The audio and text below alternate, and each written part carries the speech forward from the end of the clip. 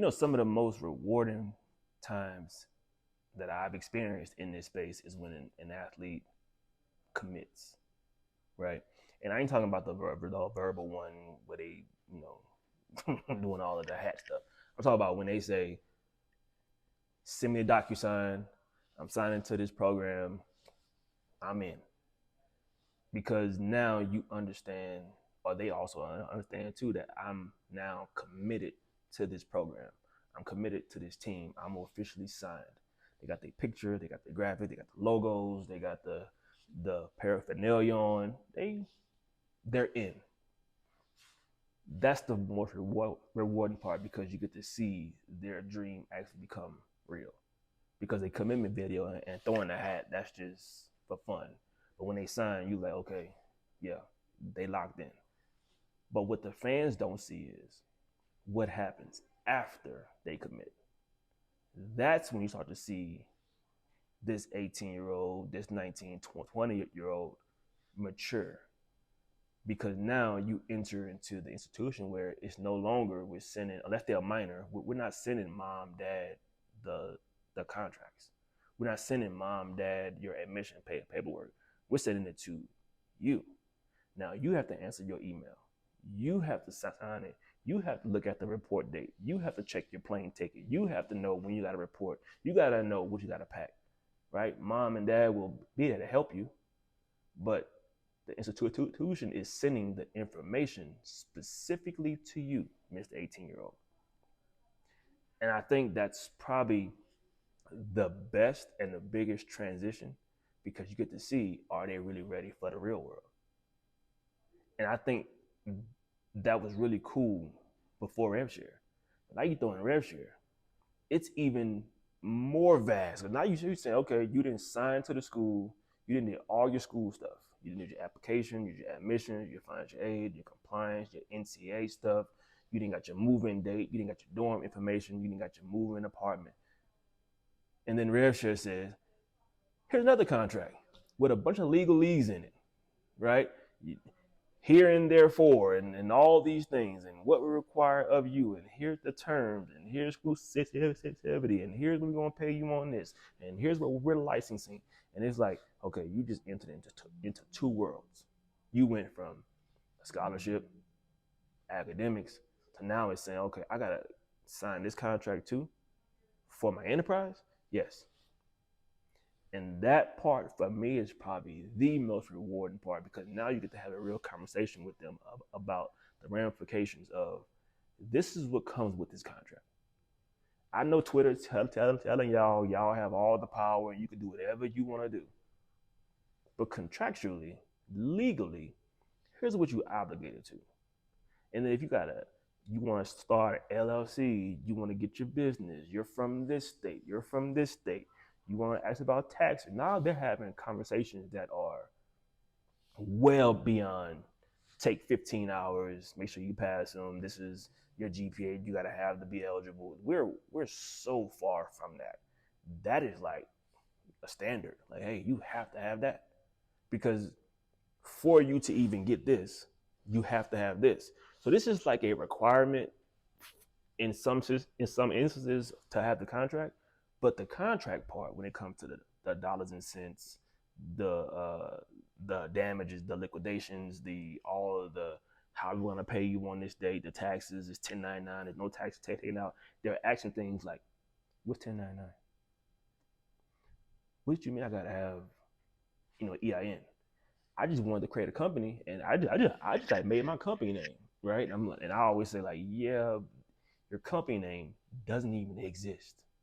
You ain't filed it. You don't know what state you want to file it in. You didn't get an EIN. What's an EIN? Okay. You know how you have a social? Your business has a social too. It's free. Go to irs.gov and get your EIN. Well, I got a bank account that I just got. My grandma just set me up with a bank account. Okay, do you have a business account? I gotta have two accounts? Yes. It's not just, we're not gonna send the money to your business, to your personal account. That's commingling. What's commingling? Now we're having like so many conversations, and it's fun because you get to see their minds expand and all these things. And that's when I started saying, okay, so who's actually over your finances? You got a financial advisor, you have a CPA, you have a tax guy. Well, my cousin do taxes. Okay, hold on, time out. Cousin doing taxes and cousin knowing about business taxes are two different things. So let's make, you know what? So I'll sit them down and say, hey, look, let's look at what you actually have, right? And I would love to always do that with everybody, but everybody has their own situations and their own teams. But to have that initial conversation with them and get them to start thinking about, this is not just me signing a contract and not worrying about anything. This not the school side.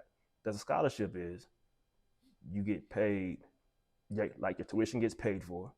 Your obligation is to show up to class, pass the classes, that stay eligible, and represent the team, represent the school.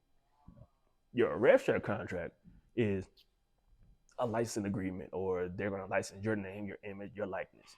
They're compensating you for showing up for obligations, meeting donors and fans, and autographs and videos and all these things. Those are totally separate. If you don't show up to class, you got what, 2, 3 absences before they kind of start getting up on you. If you miss an obligation, depending on what that contract said, you probably about to get dinged. That's dollars. That's just them making you do a little extra work in the classroom. You got to redo your assignment. Over here, you miss this obligation. This is no longer, oh, my bad, I overslept.